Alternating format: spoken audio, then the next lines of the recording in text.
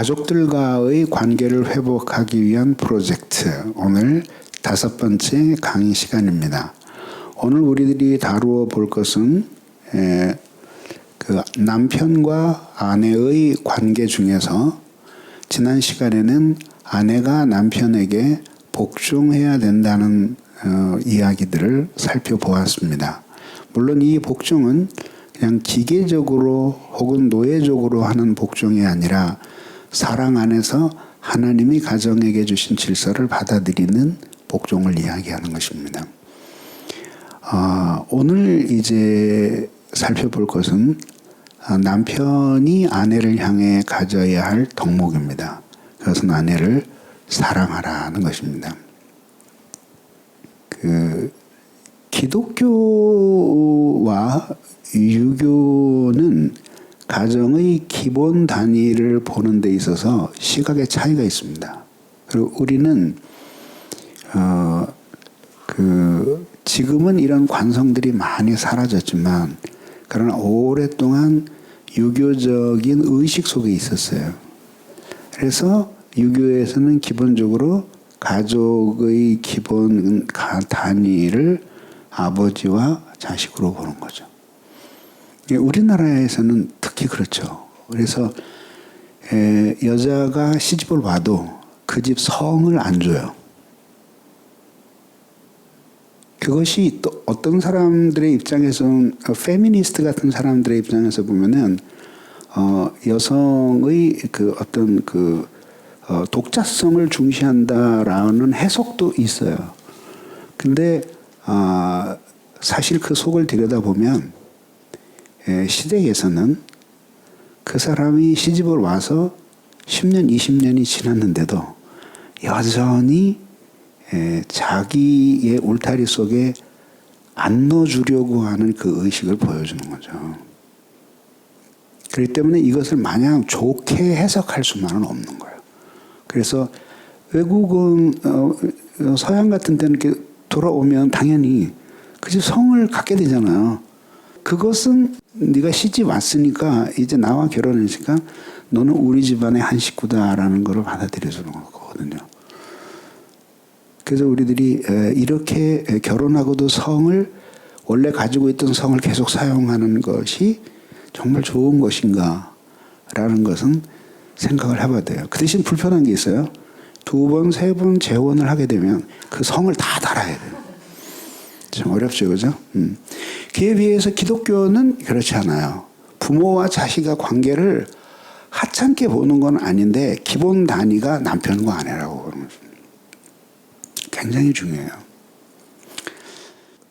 그래서 사실은 어떻게 보면은 우리들이 개화되기 이전에 남자들이 축첩 제도가 있었잖아요.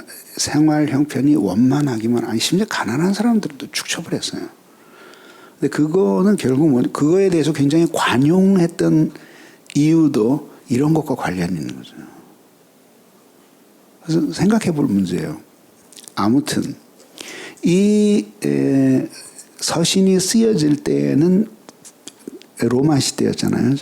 로마 시대의 가족은 이제까지는 사람들이 그 로마 시대의 가족이 대가족이었을 거다 이렇게 생각을 했는데 최근에 이루어진 로마에 대한 연구에 보면은 가정이 많은 식구들이 모여 사는 대가족부터 시작해서 그 몇 명이 모여서 사는 소규모 가족에까지 아주 다양한 그 가족의 형태가 있었다고 합니다.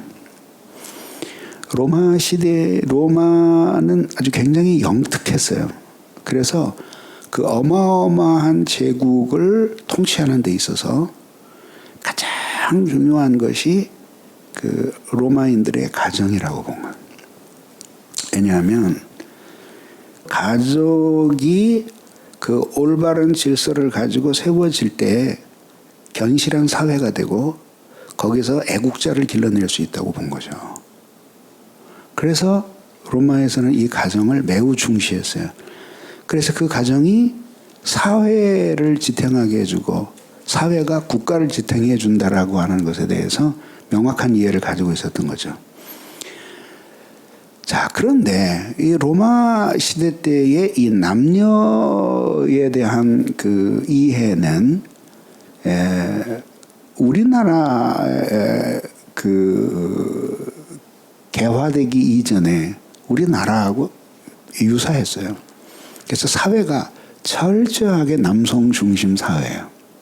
그 다음에 남자와 여자 사이에는 아주 뚜렷한, 그래서 여기서 남자와 여자라고 하는 것은 일반적인 남자와 여자뿐만 아니라 남편과 아내 사이에 역할 구분이 철저했어요.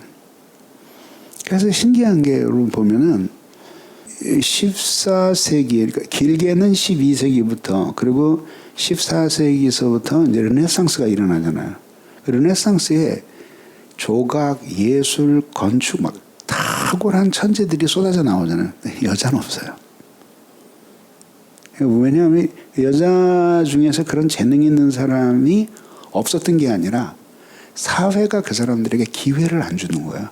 여러분 이상하지 않아요? 이렇게 보면 뭐 베토벤, 모차르트 뭐 이런 사람들 나오는데 그 한둘쯤은 여자가 그래도 10명 중에 한두 명쯤은 여자가 낄 법한데 왜 없을까?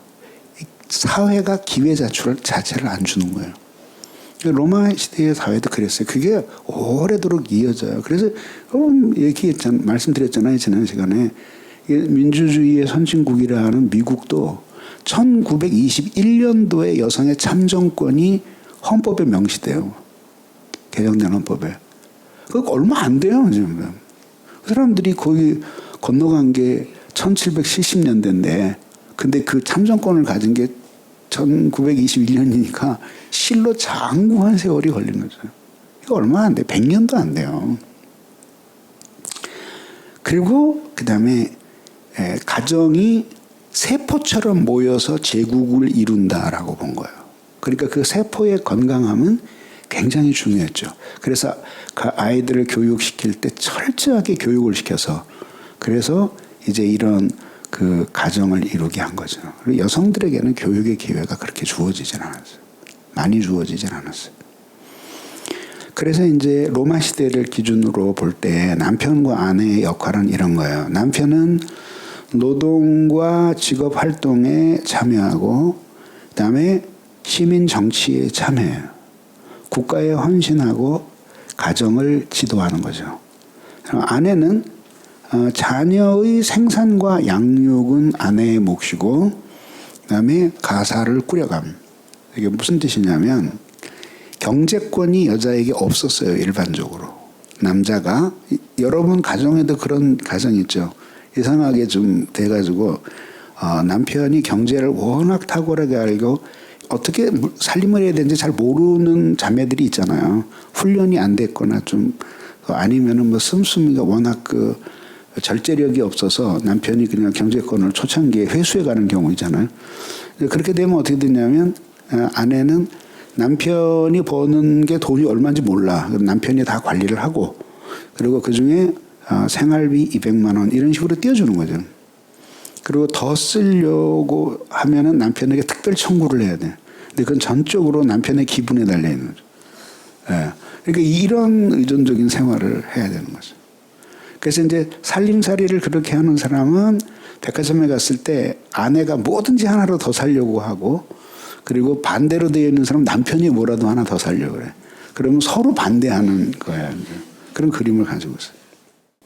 저는 개인적으로 처음에는 뭐 엄격하게 그것이 옳지 않다 이렇게 생각됐는데 지금은 그런 게 그러니까 노래를 절대로 못 부르는 음씨가 존재하는 것이 사실이듯이 이게 그 워낙 그쪽 방면에 그 능력이 없어서 도저히 살림살이가 감당이 안 되는 여성들이 있더라고요.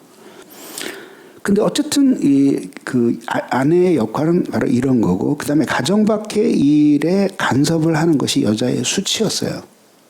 그 다음에 침묵과 인내, 정숙함으로 섬기는 거예요. 이게 뭐예요, 이게? 조선시대의 여성상의 조선시대의 여성. 로마 시대도 다르지 않았다 이거죠. 그런데 이제 아내를 사랑하라는 거예요. 그 로마 시대의 문맥에서. 물론 이거는 로마의 모든 사람에게 쓴 게 아니라 그리스도인들 교회에 주는 편지예요. 그래서 아내를 두 가지인데 아내를 사랑하라. 근데 이 남편들이 있어야지만 이 이야기가 호소력이 있을 텐데 어쨌든 아내를 사랑하라. 가서 잘 전해요. 적어놨다가 아내를 사랑하라. 두 번째는 아내를 괴롭게 하지 말라. 이 얘기는 무슨 뜻이에요? 이걸 뒤집으면 남자에게는 남편에게는 어떠한 성질이 있다는 거예요. 아내를 사랑하지 않는 것이 자연스러운 것이고 아내를 사랑하는 것은 매우 특별히 노력을 해야 되는 거예요. 그다음에 두 번째 이렇게 나오면 뭐라 그래? 그렇지. 그냥 생각 없이 살면 아내를 괴롭히게 되어 있는 것이 이 남편과 아내의 관계다라고 하는 거죠. 물론 이제 결혼하고 며칠 동안은 사랑하겠지. 왜? 사랑이 되니까. 그러나 이제 살아봐요. 그럼 사랑하게 되는 때도 있지만은 그러나 이제 사랑이 안 되는 경우도 많거든요. 솔직히. 그리고 사랑해야 돼요. 근데 종종 남편들에게도 그런 사람이 있고 아내에게도 그런 사람인데 완전 해바라기들이 있어요. 진짜 사랑. 결혼한 지 내가 만난 몇 사람들은 남자인데도 결혼하고 25년 정도 되는 세월이 흐르는데도 아내가 멀리서 걸어오면 마음이 설렌대. 그건 진짜 별종이거든요. 그러니까 수십만 명이 한두 명이에요. 근데 아내는 많이 만났어요.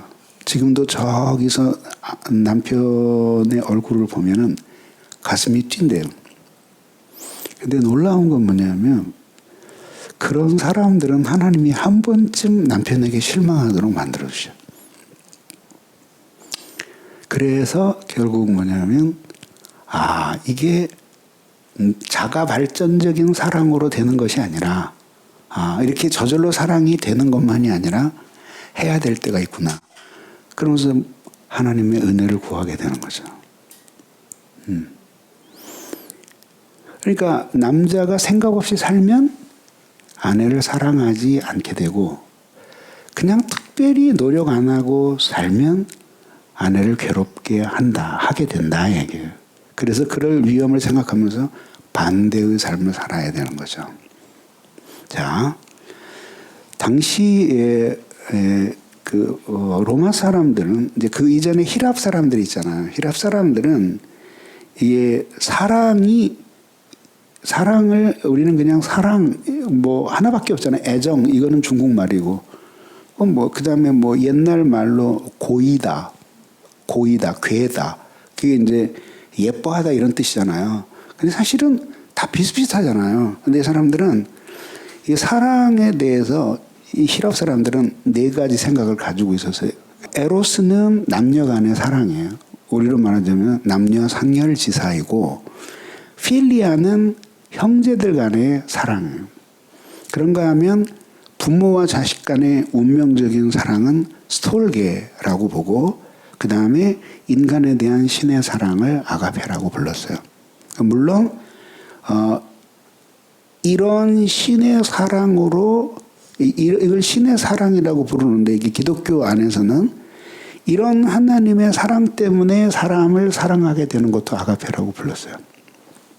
자, 그러면은 이 아가페는 하나님의 사랑이거나 혹은 하나님의 사랑 때문에 하나님처럼 사랑하는 것이 아가페예요. 사람의 사랑은 철저하게 이익에 묶여 있죠. 그래서 나한테 도움도 안 되는 사람인데 내가 뭐로 그렇게 해줘야 돼? 딱 자르죠. 그러나 아가페의 사랑은 그런 사랑이 아니잖아요. 아가페의 사랑은 하나님의 사랑의 성품에서 나오는 사랑이에요. 그러니까 뭐냐면 모든 사람을 불쌍히 여기시고 오래 참고 긍휼히 여기시는 거죠. 그 사랑의 감화를 받으면 저 사람이 나한테 요만큼도 해준 것이 없고 오히려 나를 굉장히 해롭게 했는데도 불쌍하잖아. 가엾잖아. 그리고 참고 견디고 긍휼히 여겨주는 거죠. 그런 사랑이 아가페의 사랑이에요. 그런데 아내를 사랑하라고 할 때 그 단어가 이 아가페의 동사예요. 그래서 아가페테라고 얘기해요. 명령형이에요. 그럼 아가페의 사랑으로 사랑하라 이 뜻이잖아요. 근데 그 당시 로마 사람들의 문맥에서 보면은 아내는 아까 말한 정도로 이렇게 사회적으로 이 가정에서 열등한 존재였기 때문에 그렇기 때문에 아내는 아가페의 대상이 될 수가 없는 거예요. 그런데 성경에서 아가페의 사랑으로 아내를 사랑하라고 명령하는. 그러니까 이게 처음에 편지를 받아본 사람들에게는 굉장히 생경스럽고 불신자들이 보기에는 아주 특별한 편지였겠죠. 맨 처음에 결혼이라고 하는 것은 에로스로 이루어져요. 그래서 뭐 이렇게 딱 보면서 아기를 참 잘 낳겠다. 머리가 좋다. 그런 이유 하나만으로 결혼한 사람은 없잖아요. 물론 저 여자 아버지가 돈이 많다. 이런 이유 때문에 결혼하는 사람들이 있어요. 아무 애정이 없어도. 그건 결혼이 아니죠. 결혼의 원리는 우리가 첫 시간에 공부했듯이 사랑이에요. 사랑이 토대가 돼야 돼요. 근데 어쨌든 그런 고상한 사랑이기 이전에 일단 불꽃이 튀어야지만 불이 붙을 것 아니에요. 그게 뭐예요? 에로스의 사랑이에요. 남녀가 사랑하게 되는 거죠. 무슨 고면 저 여자하고 결혼을 해서 인류를 구원해야지. 그러려고 결혼하는 거 아니에요. 그러니까 다른 사람을 볼 때는 별로였는데 저 사람을 보니까 가슴이 뛰고 좋고 숨이 차고 그리고 화학 반응이 일어나고 같이 있고 싶고 그러니까는 좋아하는 게 사랑에 빠지는 거잖아요. 그런 사랑으로 시작을 해요. 근데 그게 얼마나 갈까? 얼마나 갈까요? 그렇지 않아요? 그래서 그 사랑은 무엇인가로 발전해야 됩니다. 그것을 이제 결혼을 하게 되죠. 결혼을 하고 근데 그 결혼 생활을 이렇게 지속해 나가게 만드는 그것이 에로스의 사랑 하나만으로는 그렇게 될 수가 없는 거죠. 예. 될 수가 없는 거죠. 그러니까 모르겠어요. 사람마다 조금씩 차이가 있지만 그냥 일반적으로 그냥 이렇게 넉넉 잡아서 한 20년쯤 살고 나면 무슨 그렇게 에로스의 사랑이 넘칠까요? 그런 사람도 있겠죠. 근데 대부분은 내가 이만큼 결혼하고 한 38년을 살아보니까 처음에는 애인으로 출발하지만 시간이 지나면서 친구처럼 되는 거예요. 그리고 그 친구가 잘 될 수 있는 사람들이 결혼 생활에 롱런을 하는 거예요. 길게 결혼 생활을 할 수 있는 거예요. 그렇게 살아가게 만드는 것이 에로스의 사랑 하나만을 가지고는 안 되는 거죠. 만약에 이것이 영원한 것이라면 사람들이 왜 바람을 피겠어요? 그게 영원하지 않은 거죠. 그러니까 그런데 결혼 생활이라고 하는 것은 잠깐 동안에 불붙는 연애가 아니라 개인 생활 동안 함께 해야 돼요. 그래서 제일 중요한 것은 여러분들은 이미 다 결혼하신 분들이지만 결혼할 때 제일 중요한 것은 저 사람과 소통할 수 있나. 이게 제일 중요해요. 신앙도 소통이 안 되면 저 사람이 신앙을 가지고 있는 것이 가정생활에 큰 도움이 안 될 때가 많은 거죠. 소통하고 공감할 수 있는 능력이 있는가. 그게 중요한 거예요. 그래서 외국인이랑 결혼하는 사람들은 아주 특별한 사람들이에요. 왜냐하면 소통의 능력이 얼등하게 뛰어나야 하고 그 소통을 위해서 엄청나게 노력을 많이 하고 소통을 안 해도 충분히 그 사람을 데리고 살 수 있어야 되니까 진짜 갑절의 사랑이 있어야 되지 않을까 그런 생각을 합니다. 아무튼 그래서 부부로서 살아가게 만드는 것이 아가페의 사랑이어야 한다. 그래서 에로스의 사랑을 몰아내고 아가페가 들어온다라기보다는 에로스의 사랑이 있지만 그 위에 아가페의 사랑이 그것들을 융합하면서 그러면서 여전히 남자와 여자로서 매력을 느끼고 가슴 설레고 하는 삶이 잘못된 삶은 아니잖아요. 70이 된 다음에도 그럴 수 있다면 얼마나 좋겠어요. 그렇죠? 역시 당신은 무지개를 보면 가슴이 뛰누나가 아니라 당신을 보면 가슴이 뛰누나. 그래서 이들 얼마나 아름다워요. 그래서 못해서 그러는 거지. 할 수 있으면 아름다워요. 근데 그 사랑 위에 아가페의 사랑이 이 모든 걸 통합하면서 그러면서 결점과 단점을 보더라도 그것과는 상관없이 사랑할 수 있는 힘이 에로스에서 나오는 게 아니라 아가페에서 나오는 거란 말이에요. 아내는 사랑의 대상이에요. 지금 이제 막 야단치고 있는 거죠. 지금 무릎 꿇고. 이게 뭐 조폭도 아니고 아니면 무슨 어린애들 훈육하던 것도 아니고 이건 잘못된 거죠. 그죠? 그래서 어떻게 봐야 되냐면 이 사람은 하나님의 형상을 가진 사람이다. 형상에 대해서는 이미 말씀드렸잖아요. 하나님을 닮은 영적이고 정신적인 특징이에요. 그런 하나님의 형상을 가지고 있는 이렇게 빛나는 존재다라는 사실을 생각하면서 그를 존중히 여길 수 있어야 돼요. 정말 그게 중요한 거죠. 그래서 폭력이 나쁜 이유는 때리잖아요. 그러면 이 사람 속에 이미 상대방을 하나님의 형상이라고 보고 그리고 그를 긍휼히 여기고 가엽게 여긴 하나님의 형상으로 보는 그게 없는 거예요. 지금은 좀 많이 부드러워졌지만 옛날에는 얘기했어요. 남편이 폭력을 행사하면 바로 경찰서에 집어넣고 그 다음에 얘기할 유치장에 집어넣고 그 다음에 얘기할 제일 먼저 목사에게 그리고 목사에게 알리고 그 지휘를 받아라. 근데 그 문제는 그게 쉽게 극복이 안 된다는데 이제 문제가 있는 거죠. 한 부부가 재밌는 얘기가 있어요. 남편이 그렇게 폭력을 행사하는 거예요. 아내에 대해서. 아내가 막 죽겠는 거예요. 근데 또 폭력을 행사하는 남편들이 폭력이 끝나면 또 그렇게 부드러워지면서 이제 되게 술 먹고 폭력을 하잖아요. 그리고 너무 잘해주는 거예요. 그러니까 이걸 또 그렇게 해서 중독 걸린 것처럼 그 남자하고 계속 인연을 멈추고 살아가는 거예요. 근데 이 여자가 너무 그 몸이 이렇게 까부러지는 거예요. 이렇게 기운이 없어지는 거예요. 그래서 운동을 했는데 뭐 헬스를 하고 뭘 해도 하나도 이 사람에게 이게 맞지를 않아. 이렇게 즐거움을 못 줘요. 근데 딱 하나 운동이 떨어졌는데 권투가 너무 재밌는 거야. 그래서 이 여자가 밥만 먹으면 가가지고 운동을 해가지고 대회에 나갈 정도로까지 이 여자가 그 취미로 해가지고 막 너무 잘하는 거야. 남편이 계속 폭력을 행사했을까요? 못했을까요? 예. 그리고 오히려 남편을 제압을 했는데 남편이 뭐라고 대드는 거야. 그러면 붕대 감을 시간은 있다.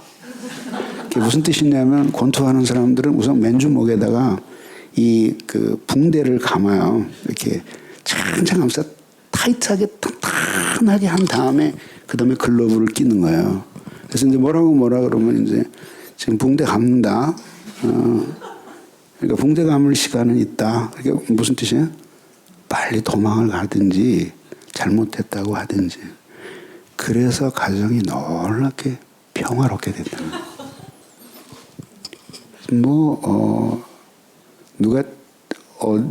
누가 찍어다가 붙인 이야기인지 내가 직접 그 가정을 확인한 건 아니지만 그러나 폭력이 얼마나 끊을 수 없는 건지를 보여주는 거죠. 근데 권투를 그 정도 한 사람은 아무도 이길 수 없어요. 그러니까 남자하고 붙잖아요. 그러면은 10대를 때리고도 한 대도 안 맞아요. 그게 무슨 수로 당하겠어요?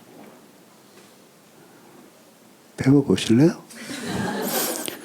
그렇게 생각하면 안 되고 이렇게 남편과 아내는 서로를 자유스러운 존재로 받아들이고 평등해야 돼요.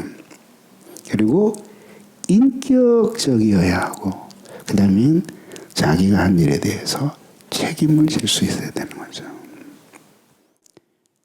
이렇게 해야 돼요. 그래서 결혼할 때 처음 6개월이 매우 중요해요. 그래서 저는 어떤 생각이 드냐면 6개월 동안 해서 그래서 어떻게 살아가는지 처음에 룰을 정하는 거죠. 그래서 나무를 맨 처음에 심을 때 비스듬하게 심으면 비스듬하게 자라잖아요. 그러니까 똑바로 심어서 똑바로 뿌리를 내리어서 가정을 시작하는 것이 너무 중요한 거예요. 근데 그게 뭐냐면 서로를 자유스러운 존재로. 그러니까 막 그냥 이렇게 막 그 압박하고 그러면 안 돼요. 그래서 그냥 할 수만 있으면 좀 자유롭게. 그럼 뭘 그래? 좀 자유롭게. 예. 우리 할머니 말씀을 따르자면 놔둬라. 하고 싶대잖아. 그럼 남편이 좀 하고 싶다는데 아내가 좀 하고 싶다는데 예를 들어 남편이 뭐 월급이 300~400만 원밖에 안 되는데 내일 대출을 받아서 스포츠카를 사겠다 그러면 그거 안 되지. 예? 근데 뭐 아이패드라도 하나 사겠다 그러면 그럼 한 6개월 월급이라도 사주고 아내가 뭘 좀 옷이라도 사 입겠다면 적절히 사 입게 하고 그게 자유를 좀 주라. 자유를. 그리고 놀러 가고 싶다면 좀 데려가고 집에서 쉬고 싶다면 좀 쉬라고 하고 그럴 수 있어야 되잖아요. 그래서 남녀가 서로 평등하게 그래서 존중히 여길 수 있어야 됩니다. 다음 인간이라고 하는 것은 결국은 관계적인 존재예요. 그래서 뭐냐면 이게 어디로부터 왔는지도 모르고 어디로부터 가야 되는지도 몰라요. 근데 이 인간은 관계적인 존재 이렇게 해서 그리스도를 통해 하나님을 알아요. 그러면 비로소 이 세계는 나에게 무엇이고 가족과 우리 인간은 무엇인가 하는 것을 깨닫게 되면서 자기가 어디로부터 왔는지도 알게 되고 어디로 가야 할지도 알게 되는 거죠.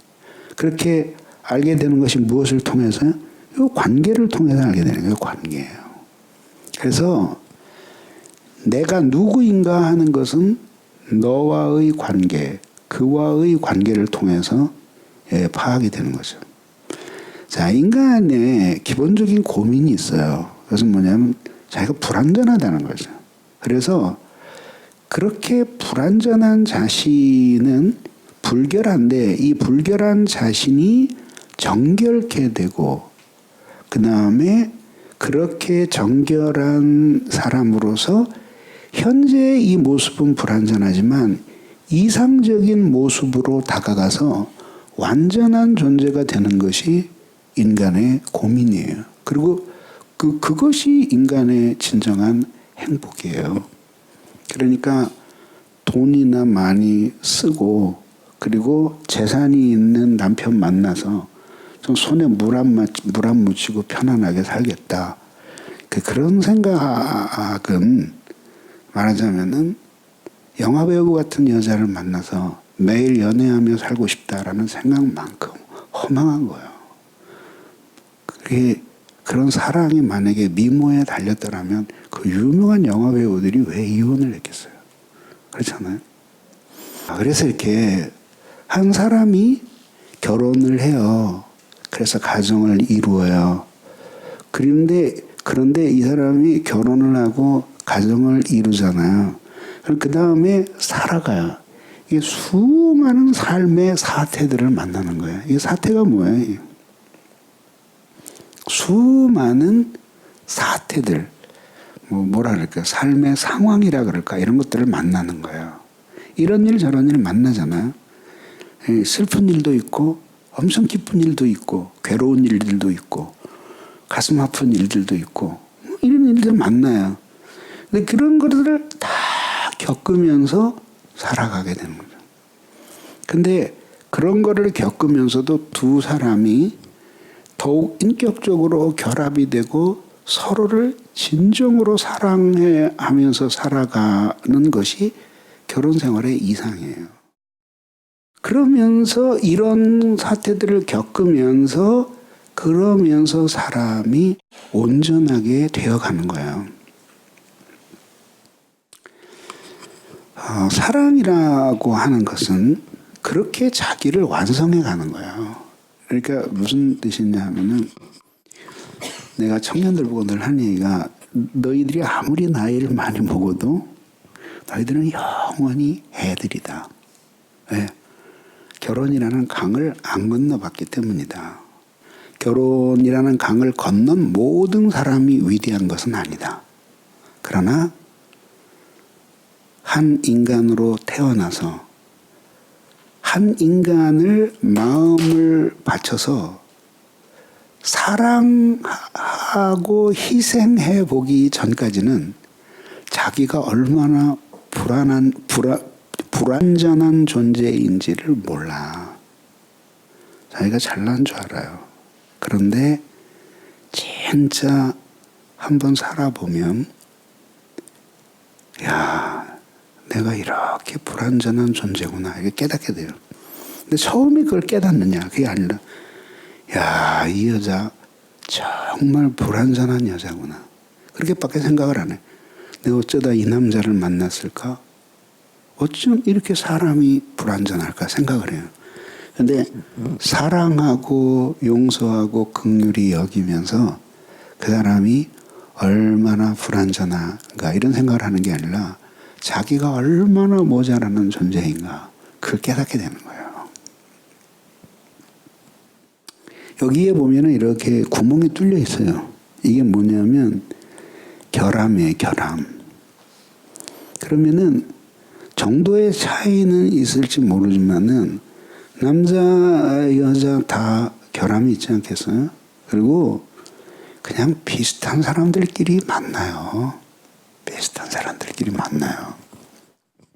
그런데 이제 결혼하기 전까지 몰랐는데 결혼하고 보니까 이 결함이 발견이 되는 거죠. 그죠? 근데 어떻게 해서 후회해도 때는 이미 늦어요. 그러면 그건 어떻게 하냐면 이거를 하나님 앞에 간절히 기도해서 이러한 결함이 있는 사람이 온전해 가도록 자신을 들여 임하지 않는 거예요. 똑같이 남편에게 있을 때 이렇게. 그래서 이게 필요한 게 뭐예요? 신앙이 필요한 거예요. 하나님의 은혜가 필요한 거예요. 오늘의 배운 내용이에요. 자, 남편의 가장 중요한 덕목은 아내를 사랑하는 것이다.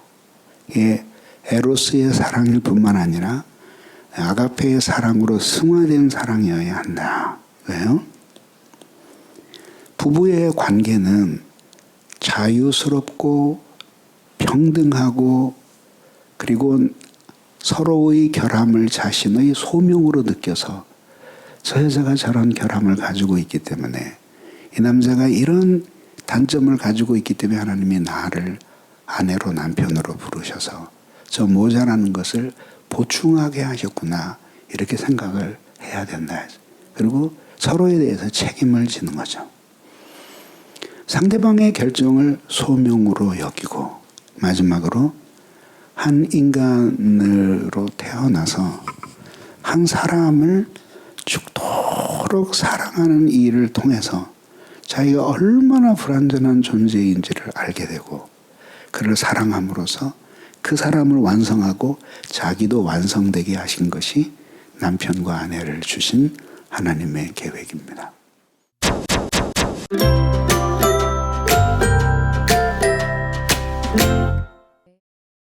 저는 이게 초신자로서 너무 초보적인 질문인데 성경에서는 남녀의 결혼을 권면하는지 아니면 결혼 생활이 갈등이 많이 빚어질 가능성이 많으니까 차라리 독신의 삶을 더 권하는지 그게 궁금합니다. 네. 성경에서 특히 신약 성경에서 이제 그 독신을 권하는 구절들이 나오거든요. 근데 그것은 남편과 사는 게 힘들어서 독신을 택하라 그런 뜻이 아니라 하나님을 위해서 해야 할 일들에 대한 부르심이 너무 크기 때문에 그래서 특히 주님이 오실 날이 매우 가까웠기 때문에 자신이 더 많은 사람을 구원하고 하나님께만 자신이 바쳐주기 위한 독신을 권해요. 그러나 남편하고 사는 게 너무 힘들지도 모르니까 차라리 쉬운 길을 택하라.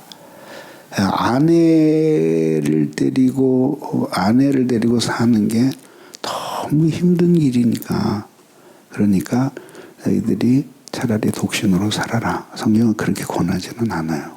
오히려 결혼을 해서 생육하고 번성하는 것이 좋은 것이죠. 외국에 있는 목사님하고 대화를 하다가 얼마나 웃었는지 몰라요. 어느 날 지니가 나타났대. 지니 알죠? 지니의 램프 펑 하더니 나타나서, 주인님 부르셨습니까? 뭘 도와드릴까요? 그러니까 그 아프리카에 와서 일을 하고 있는데 집이 남미예요. 그러니까 당시에는 이제 너무 백길이 멀고 이러니까 아프리카부터 남미까지 이렇게 고속도로가 있다면 자기가 한 번에 차를 몰고 갈 수 있는데 그거 해줄 수 있냐 그랬더니 짜증을 내면서, 아니 콘크리트가 얼마나 많이 들고 바다가 얼마나 깊은데 그거를 아프리카에서 그 태평양을 건너서 그거를 고속도로로 만든다는 게 말이 되냐고. 다른 소원을 얘기해 보라 그래서, 난 아내의 마음을 모르겠어요. 아내의 마음을 좀 가르쳐 줘. 그랬더니 진이가 한참 생각하더니, 에이, 몇 차선을 놔드릴까요? How many lanes do you want? 몇 차선짜리 도로를 놔줄까요? 그러니까 고속도로를 아프리카부터 남미까지 놓는 게 아내의 마음을 아는 것보다 훨씬 쉽다 이거죠. 그러면 남편은 단세포 동물일까? 아니죠. 평생 몰라요. 그래서 두고 탐구해야 돼요. 그런데 사랑하면은 알게 돼요. 그래서 한 20년 살고 난다면 아내와 남편이 서로에 대해서 한 600페이지짜리 한 권은 쓸 수 있어야 돼요. 내가 파악한 우리 남편. 심리 상태부터 시작해가지고 기분 좋을 때 표정과 시를 들으죠. 이런 것을. 왜? 지식이 있어야지 맞춰서 살잖아요. 또 다른 질문. 저는 연애를 9년을 하고 결혼한 지 지금 7년 차인데 연애 때도 제가 그렇게 신랑을 막 많이 사랑한다는 표현을 안 하는 저희 타입이 있는데 결혼하고 나서 아기 낳고 나서 그게 더 심해진 거예요. 표현을 안 하는구나. 네, 제가 뭐 이렇게 남편이 동갑이고 연애도 오래 하고 그러다 보니까 친구 같고 동지 같고 가족 같고 근데 남편은 여전히 저를 굉장히 많이 사랑해주고 표현도 잘 하는데 그게 상대적으로 서로 지금 힘든 거예요. 그러니까 저쪽엔 표현을 많이 하는데 지금 표현을 잘 안 하니까 표현 안 하는 게 좀 불만이구나. 네, 그쪽은 불만이고 저도 약간 성가시고 그럴 그렇구나. 때가 있는 거예요. 이제 아이를 양육하다 보면 너무 힘들고 피곤하니까 마냥 그렇게 자기한테 애정을 쏟아달라고 하는 게 한편으로는 되게 철없이 느껴지고 남편이 좀 연하예요? 아니 동갑이에요. 동갑이에요? 초등학교 동창이고 네, 그런 여러 상황 때문인지 모르겠지만 또 막내고 전 첫째고 그래서 그게 좀 있겠다. 굉장히 많이 대화도 하고 서로 울기도 하고 막 그런데 잘 안 되더라고요. 참 비슷한 문제에 직면하죠. 되게 이제 여자가 아내가 정반대인데 남편이 또 그렇게 무뚝뚝해가지고 거의 표현을 안 하고 뭐 그러는 경우도 있잖아요. 근데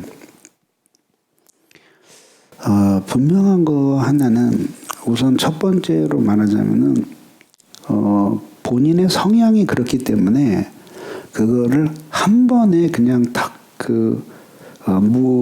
칼로 무자르듯이 그렇게 하고 돌변하는 사람이 되기는 어려울 거예요. 어려우니까 우선 남편이 그거를 좀 이해를 어느 정도는 해야 돼요. 그러나 동시에 또 한 가지 강조해야 될 것은 뭐냐면 남편이 계속 그 불만이 쌓이고 그렇게 불만이 쌓일 때 남편은 소외감을 느끼거든요. 그러면은 아내가 약간 낯설어지기 시작하는 거죠. 그래서 결국은 그냥 너는 너 나는 나 이렇게 살아가게 되죠. 그럴 경우에는 많은 위험들이 생겨나게 되는 거죠. 그래서 우선 결혼 생활에 있어서 제일 중요한 정신적인 결합이 안 되는 거예요. 그래서 남편도 성향이 그런 사람이라는 거를 알고 좀 이해를 해야 되겠지만, 그래서 아내도 노력을 좀 해야 돼요. 그래서 예를 들자면 남편이 가는 길이 이쪽이고 그 다음에 아내가 가고자 하는 곳이 이쪽이라면, 그러면 그 중간 어디쯤에선가 방향을 잡고 조금씩 이동을 해가지고 그래서 딱 90도 각도에 설 수 있는 그런 위치를 차지해야 돼요. 우선 작은 것부터 하는 것이 좋다고 생각해요. 그래서 아주 작은 것에서 남편을 위해서 사랑을 표현하고 그 사랑을 받아주고, 그리고 아마 내가 보기엔 남편이 그러니까 약간 로맨티스트 아닐까 생각되는데, 그죠? 예, 그러니까 또 이제 뭐 초등학교 때 다니던 친구하고 결혼도 했겠지. 근데 로맨티스트거든요. 로맨티스트들의 경우에는 자기가 이렇게 표현해주면 저쪽에서 그렇게 반응해주기를 원하는 거죠. 그래서 내가 실질적인 충고를 하자면, 남편이 그렇게 그런 분위기를 좋아하는 것에 대해서 10번을 다 맞춰주기는 아마 성향적으로 쉽지 않지만, 그러나 몇 번은 맞춰줘야 된다. 그리고 가장 내가 그 책에서도 썼는데, 남편이 홀로 눈물을 흘리는 것은 그 눈물이 땅에 떨어질 때 발등을 찍는 칼이 되는 거예요. 그래서 부부가 돌아서서 혼자 우는 부부가 돼서는 안 되는 거예요. 한번 그런 강의들을 좀 들어보세요. 굉장히 많아요. 인터넷에 들어가 보면은 어떻게 하면은 좀 싹싹하고 다정다감한 사람이 될 수 있을까? 그런 사람들하고 같이 대화도 해보고, 그래서 막 천성적으로 여기서부터 여기까지 쫙 그 애교가 배어 있는 사람들이 있어요. 저희 집사람 같은 경우 그랬거든요. 그래서 막 뚝뚝 넘쳐 흘러요. 근데 그게 나는 너무 부자연스러웠어요. 그 초창기에 싸웠던 게 뭐냐면 베개, 팔베개하고 안 재워준다고. 근데 저는 어려서부터 잠잘 때는 항상 혼자 자버렸기 때문에 우리 집사람 언니하고 맨날 끌어안고 잔 거야. 근데 나는 그렇게 생활하기는 그렇게 하고는 굉장히 불편해서 잠을 잘 수가 없는 거예요. 그래서 초창기 좀 했어요. 팔이 너무 아파. 그래가지고 팔을 비틀었더니 아침에 일어나서 목을 못 움직이겠다고 원막을 하는 거예요. 그래서 지금까지도 그런 이야기를 해요. 근데 지금 와서 생각해 보면은 내가 좀 더 잘 맞춰줄 걸. 그래서 요즘은 잘 맞춰줘요. 그래서 아내가 뭘 하자고 한 것을 나는 반대해 본 적이 없어요. 우리 마지막 말다툼한 게 26년 전이에요. 말다툼했다고 해서 막 이러진 않잖아요. 목사가 부부가 하니까. 그리고 뭐 약간 언성을 높인 게 26년 전이에요. 저 왜 싸울 일이 없어요. 왜? 아내 해달라는 대로 해주면 되잖아요. 남편도 마찬가지로 원하는 게 뭔지 한번 쭉 대화를 해요. 그래서 너무 이상적인 거 말고 사소한 거. 그리고 딜을 하세요. 딜을. 그래서 내가 당신이 얘기하는 100%는 내가 잘 안 된다. 마치 다리를 좀 저는 사람 보고 목숨을 걸고라도 100m를 뛰라 그러는데 한 번 뛰고 죽을 거 아니지 않느냐. 계속 뛰어야 되는데. 그러니까 내가 연습할게 나도. 그러니까 당신도 좀 이걸 좀 조금 줄여라 좀. 네, 이제 로맨티스트로 살아가던 것도 이제 나이도 좀 들었으니까 좀 줄여라. 그리고 여기서 늘리고 해가지고 100개면은 그중에서 우선 한 30개 정도로 딜을 해요. 그리고 요건 내가 꼭 하마. 마음에 안 내켜도 하려고 애를 쓰고 표현하고 그렇게. 근데 그게 중요한 게 애들에게 영향을 줘요. 지금 아이 있어요? 뭐 누구예요? 아들 하나 5살. 아들 하나, 딸은 없어요? 네. 예. 부모가 스킨스도 없고 이렇게 그 서로 사랑하더라도 이렇게 냉랭하게 살아가는 집 애들은 커서 스킨십도 못해요. 근데 이렇게 그 늘 스킨십이 있고 사랑을 표하는 가정에서 자란 아이는 이렇게 돼. 그래서 잘못하면 걔가 반대가 될 수 있어요. 자매 같은 남편이 되고 그 다음에 남편 같은 아내를 만날 수 있어요. 그것도 또 굉장히 힘든 거예요.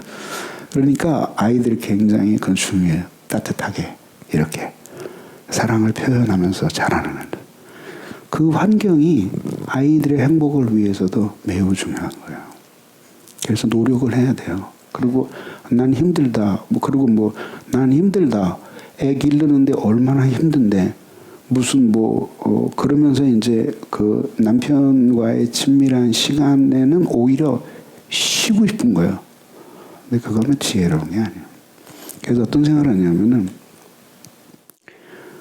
남편과 함께 있는 시간은 남편에게 모든 걸 맡기고 자기는 쉬는 시간인데 그런 생각도 할 수도 있겠지만 또 남편이 그렇게 도와야 되겠지만 저는 내가 에너지를 어떻게 하든지 축적했다가 남편하고 있는 시간에 그 에너지를 발산해서 그래서 우리 관계를 좋게 하고 싶다라는 생각을 가져야 되는 거예요. 자기만 힘들어? 남편도 아침부터 밤까지 되게 힘들고 때로는 말이죠. 너 그따위를 하려면 때려쳐 이런 소리까지 듣는다. 이게 무능해가지고 말이지 과장이라는 게 이런 소리도 듣는 거야. 그렇게 하고 사는데 그 얘기를 집에 돌아와서 다 해요 못해요? 못하지. 그러면 아내만 힘든 게 아니잖아. 그거를 서로 에너지를 비축했다가 둘이 만났을 때 그 에너지를 쓰면서 아내 때문에 내가 채워지는 경험을 하고 남편 때문에 채워지는 경험을 하고 그렇게 하면서 살아야 하는 거죠. 원래 힘든 거예요. 네. 이상으로 마치겠습니다.